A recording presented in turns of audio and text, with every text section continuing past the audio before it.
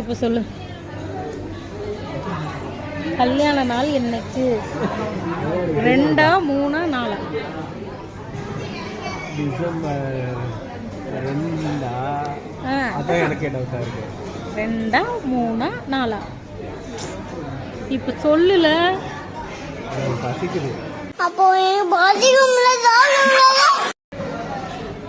சோத்து தெரியல, சத்தியமா தெரியாது. ஏன் தெரியாது? கல்யாணம் உனக்கு எத்தனை நாள் ஆகுது? 8 வருஷம் ஆச்சு. அதனால எத்தனை வருஷம் ஆகுது? 8 வருஷம் ஆச்சு. உன் பிறந்த நாள் எப்போ? அதுவும் எனக்கு தெரியாது. இல்லை பொய் சொன்னேன். தெரியாது.